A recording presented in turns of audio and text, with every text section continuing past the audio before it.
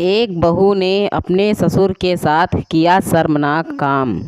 हर रोज़ की तरह दिनेश लाल जी अपने शाम के सैर सपाटे से लौट आए थे। वह अपने जूते उतार ही रहे थे कि बहू ने पूछा, बाबूजी, आज हम पार्टी में जा रहे हैं, हम वहीं से खाकर आएंगे। आज रात के खाने में क्या खाएंगे बताइए। दिनेश लाल जी सोचने लगे, आज रविवार तो नहीं है और ना ही किसी की शादी है, ज़रूर किसी पार्टी में जा रहे होंगे। छोड़ो, मुझे क्या करना है इस उम्र में। अपने विचारों पर काबू करते हुए दिनेश लाल जी बोले, ऐसा करो बेटा, मेरे लिए 2 रोटियां बना दो, दूध के साथ रोटियां ही खाऊंगा। बहू तुरंत बोल उठी, बाबूजी, सुबह ही जो बनाई थी उनमें से 2 रोटियां अभी भी बची हुई हैं। अगर आप बहू ने अपना वाक्य अधूरा ही रहने दिया, लेकिन दिनेश लाल जी अच्छी तरह समझ गए कि वह क्या कहना चाहती थी। सुबह की रोटियां खाई तो गैस हो जाएगा। सुबह भी बहू ने मसाले वाली सब्जी बनाई थी, जिसके चलते अभी तक खट्टी डकारें आ रही हैं। और इस उम्र में पेट को संभालना मतलब किसी बिगड़े हुए बच्चे को संभालने से भी ज़्यादा कठिन काम। बाबूजी बहू से बोले, नहीं बेटा, इस उम्र में सुबह की रोटियां नहीं खा सकता। तुम्हें थोड़ी तकलीफ़ होगी, लेकिन मेरे लिए 2 ताज़ी रोटी बना दो। बहू को बहुत गुस्सा आया। वो गुस्से में ही बड़बड़ाते हुए बोली, अब 2 रोटियां बनाओ या 10, काम तो उतना ही बढ़ेगा। आटा गूंदो, रोटियां बनाओ, किचन और बर्तन साफ़ करो। इन्हें क्या है, इन्हें सिर्फ ऑर्डर देना है, काम तो मुझे करना पड़ता है ना। बस दिन रात इनकी ही सेवा करते रहो। बहू के बोल दिनेश लाल के गालों पर पड़ रहे थे। हे भगवान, सिर्फ 2 रोटियां बनाने में इतनी तकलीफ़। मैंने कोई 5 पकवान तो मांगे नहीं थे। उन्हें बहुत गुस्सा आ गया, लेकिन गुस्सा वहाँ किया जाता है जहाँ कोई सुनने वाला हो। उन्होंने अपना गुस्सा निगल लिया। अब तो उन्हें जितनी जल्दी गुस्सा आता था, उससे जल्दी चला भी जाता था। दिनेश लाल जी को अपनी पत्नी की बहुत याद आई। निर्मला के जीते जी उन पर कभी बासी रोटी खाने की नौबत नहीं आई थी। उल्टा खाने में 10 चीज़ें और मिल जाती थी। खाने के साथ मीठा, पापड़, अचार, दही, छाछ, सलाद और पता नहीं क्या क्या। दिनेश जी को बहुत बुरा लग रहा था। रहने दो बहू, मैं सुबह की रोटियां ही खा लूँगा। फिजूल में तुम्हें तकलीफ़ होगी, और वैसे भी तुम्हारे हाथों की रोटी बहुत मुलायम होती है। मुझे चलेगा, मेरी वजह से तुम लोगों को देर नहीं होनी चाहिए। बहू को तो सोने से पीला मिल गया था। वह अपने आवाज़ मीठी करते हुए बोली, बाबूजी, आप चाय लेंगे क्या? दिनेश लाल जी अपने चाय पीने की इच्छा को दबाते हुए बोले, वैसे कोई ख़ास इच्छा नहीं है चाय पीने की, मगर तुम अपने लिए बना रही हो तो मेरे लिए भी थोड़ी बना देना। हाँ बाबूजी, मैं अपने लिए बनाने वाली हूँ, आपके लिए भी बना देती हूँ, बोलकर बहू रसोई घर के अंदर चली गई। दिनेश लाल जी खुद से ही बातें करने लगे, अभी तो लाखों की जायदाद है मेरे पास, यह घर भी मेरे नाम पर है और खाते में भी लाखों रुपए पड़े हैं।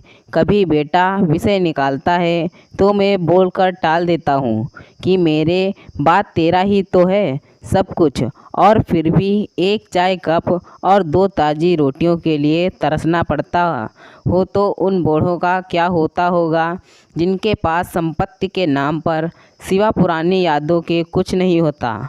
निर्मला को याद करके दिनेश लाल की आंखों में आंसू चमकने लगे और धीरे से गालों पर सरके।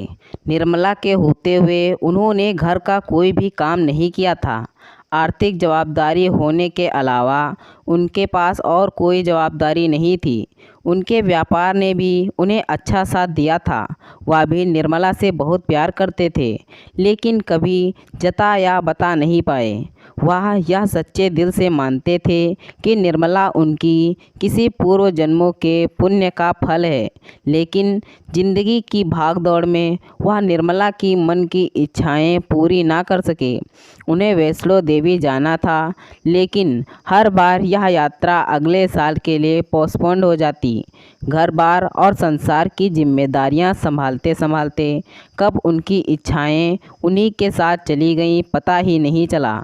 दिनेश लाल जी ने देखा उनके पोता और पोती दोनों ही स्कूल से आ गए थे। दोनों ने अपना बस्ता सोफे पर फेंका और दादाजी की तरफ दौड़कर उनके गले लगते हुए कहने लगे, चलिए ना दादाजी, खेलने चलते हैं। यही निस्वार्थ प्रेम के कुछ पल थे जिनमें दिनेश लाल जी भी बच्चों के साथ बच्चे बन जाते थे और सारे अपने दुख और यादें भूल जाते थे। वह कुछ बोल पाते उससे पहले ही बहू ने कहा, चलो छोड़ो दादाजी को, हमें पार्टी जाना है। जल्दी से आकर तैयार हो जाओ, पापा भी आते ही होंगे। दोनों बच्चे दादाजी को छोड़ मम्मी की तरफ भागे। उनकी पोती 7 साल की थी और पोता 5 साल का। दिनेश लाल जी अपनी सोच में डूबे हुए बालकनी की तरफ गए। बालकनी में धीमी ठंडी पवन में उनका स्वागत किया। बहू उनके लिए चाय बनाकर ले आई। बालकनी में रखी अपनी कुर्सी पर बैठकर दिनेश लाल जी ने घुट घुट करके चाय पी रहे थे। पी क्या रहे थे, निगल रहे थे, क्योंकि चाय के नाम पर सिर्फ कम शक्कर वाला गर्म पानी था, ना इलायची ना अदरक। दिनेश लाल जी मन ही मन सोचने लगे, बहू के जाने के बाद आज खुद अपने हाथों से चाय बनाऊंगा, इलायची अदरक और थोड़ी सी ज़्यादा शक्कर डालकर, और उसके साथ रोटियां खा लूँगा। रोटियां खाऊंगा। रोटियां याद आते ही उनका मुंह फिर खट्टा हो गया। चाय खत्म होने पर वह खाली कप लेकर किचन में रखने गए तो वहां देखा कि बहू और बच्चों का कप धो के रखा हुआ था। उन्होंने भी अपना कप धोकर रख दिया और अपनी डायरी लेकर बालकनी आ गए। बालकनी में बैठे बैठे उनकी नज़र सूखी हुई तुलसी के पौधे पर गई। उन्होंने एक लोटा पानी लाकर उसमें डाल दिया। कुछ मिनटों बाद ध्यान से देखने पर उन्हें पता चला कि सूखे हुए तुलसी के पौधों में नई कुपले जैसे मुस्कुरा रही हो। उन्हें याद आया कि निर्मला हर सुबह तुलसी को पानी और शाम को दिया दिखा देती थी। अब तो शाम को ना तुलसी को ना ही भगवान के मंदिर में दिया जलता है। पता नहीं कितने संस्कार, इतनी अच्छी आदतें निर्मला अपने साथ ले गई थी। दिनेश लाल आसमान की तरफ देखकर बोले, निर्मला, मुझे और इस घर को अभी तुम्हारी ज़रूरत थी। तुम क्यों हमें छोड़कर चली गई? तुमने मुझे धोखा दिया। तुमने हमेशा साथ रहने का वचन तोड़ दिया। तुम मुझे अकेला छोड़कर चली गई। दिनेश लाल की आंखें भर आईं। पापा, इतनी ठंडी हवाएं बह रही हैं और आप हैं कि बालकनी में बैठे हैं। अंदर आ जाइए, नहीं तो बीमार हो जाएंगे। बेटे ने दिनेश लाल जी से कहा। बेटा, बहू और पोता पोती सब तैयार होकर पार्टी के लिए निकल रहे थे। किसी ने झूठ मूठ ही मन रखने के लिए भी उनसे नहीं पूछा कि साथ चलिए। बाबा, आप खाना खाकर जल्दी सो जाइएगा, हमें आने में ज़रा देर हो जाएगी। ज़्यादा देर रात तक जागना आपकी सेहत के लिए अच्छा नहीं है। हमारे पास घर की दूसरी चाबी है, हमारी चिंता मत कीजिए, बेटे ने जाते हुए कहा। ऐसे बोल रहे हैं जैसे मेरी सेहत की बहुत फिक्र है। कितने दिनों से बोल रहा हूँ, डॉक्टर के पास ले चलो, बीपी बढ़ा हुआ है, शुगर भी चेक करवाना है। थोड़ा सा भी चलता हूँ तो हाँफने लगता हूँ। बेटा कहता है कि बुढ़ापे में यह सब तो होता है, ज़्यादा भ्रम मत पालिए। वाह बेटा, बूढ़े बाप के पास बैठने के लिए थोड़ा सा भी टाइम नहीं है तेरे पास, और पार्टी के लिए टाइम ही टाइम है। ऐसे अनगिनत विचार उनके दिमाग में चल रहे थे, लेकिन फिर भी उन्होंने हाँ में सिर हिलाया।